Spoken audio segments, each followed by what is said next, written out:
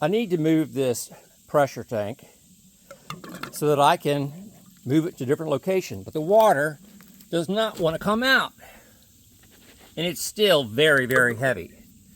So the answer is take a Schrader valve removal tool, like for a tire. Remove this, and that's your answer.